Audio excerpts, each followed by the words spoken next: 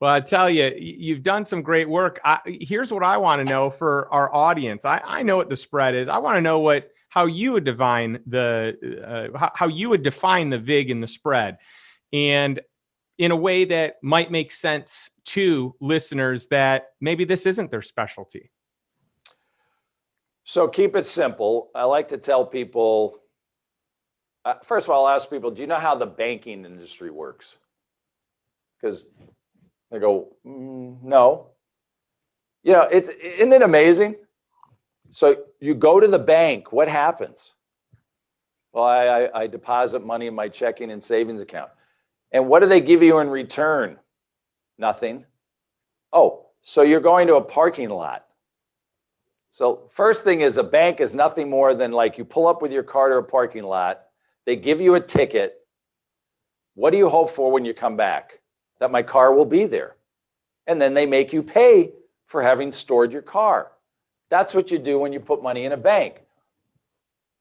But how does the banking industry work? So I try and teach people about being the banker in their life and understanding the flow of money like you do. So I just tell them the story. I said, look, in 2008, August of 2008, a bunch of entrepreneurs and myself got together and we decided we were going to start the first community bank in Massachusetts in 16 years. I'll make this quick. It's August of 2008. What happened in September of 2008? We had some trouble. Woo! The financial meltdown. There we are. We just started our bank a month ago. Now, what was the good news? I could go to the Federal Reserve and borrow money at 0 interest rate, which, oh, by the way, is exactly what I could do today as a bank. And people are like, what do you mean? I said, well, the Federal Reserve prints money. They loan it to banks to loan it to you. That's how money gets in the system. That's the Federal Reserve System. And a bank makes money on the spread. What's that? They borrow money at 0. They turn around and loan it to you at 4, 15, and 23%. They pay their overhead, and whatever's left over is the spread, or what the mob calls the VIG. Now, where could you be a banker and be in the spread business? I'm trying. Dave Ramsey says I need to pay all my debt off. Susie Orman says I need to pay all my debt off. Well, stop listening to them. I'm the Antichrist to the two of them. Now, you want to pay off your bad debt. Bad debt is interest at 18, 23% that nobody else will pay for you.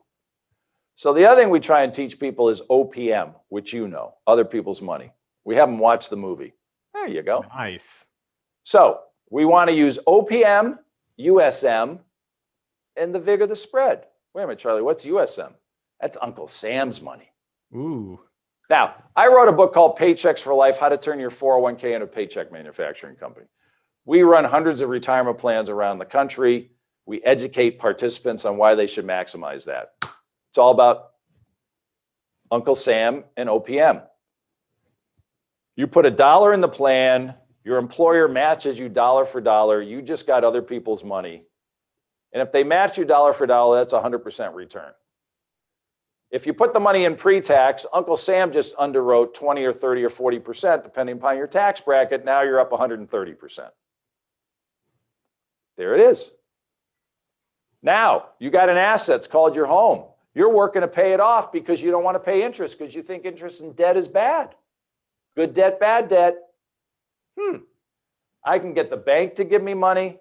I can get Uncle Sam to let me write off the interest. Why would I leave? And then, of course, you and I know, you ask somebody, what does the equity in your home earn every second of every day? And when you watch people do the math, they'll go 7%, 5%. How about nothing? It's a dead asset. That's right. That's right. So what if we pulled that money out,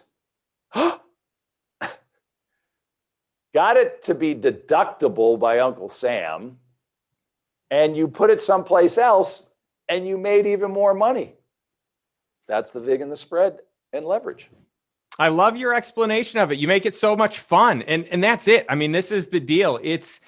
you're going to get the, appraise. Let's just talk about appreciation. All right. You're going to get appreciation whether you own your home in full or you partially own your home. You have just a little bit of equity in your home. It's all the same. So your point makes tons of sense. And I'm with you in total alignment, because I think people should put as little down for their home as they can, because, well, there's a few reasons for it. Number one, you've got more cash to be able to earn a better return. And we're at all-time lows for mortgage interest rates. But at the same time, the less equity you own in your home, the less of a threat you are to foreclosure. Banks are going to take the homes that have most of the equity paid first, because that's the better return. So if someone has 80% equity in their home and they have defaulted on their mortgage, the bank's coming after them before the person that only has 5% equity in their home. And I think that's an important point. It is. But you know what people say? They say, well, I don't want to have a payment because, if I don't have a payment, then I have less expenses. I said, well, you're looking at it as a payment, not an investment. Yeah, we just refinanced a piece of real estate we have out in Park City, a townhouse that we own. Took advantage of lower rates, took advantage of the appreciation. You know this, pulled the equity out. Now it's interest only for 15 years. It's freaking, I'm deducting all the interest in a 40% tax bracket. And now I have $500,000 in my hand to figure out where can I get a better VIG, a better return. The townhouse is still going to appreciate whether there's equity in it or not. And that's what people don't understand, right? That's right. So those are some of the myths. My home is an investment, not. I need to have my mortgage paid off when I retire, not. I'll be in a lower tax bracket when I retire. Yeah, how's that going to work out over the next 10, 20, 30 years? Not. That's right. That's right. So we've identified these myths, and it's important, Justin, because I say to people, look, my job isn't to change your myth. All I want to do is hold it up in the light and see if it still makes sense for the lifestyle that you want to design.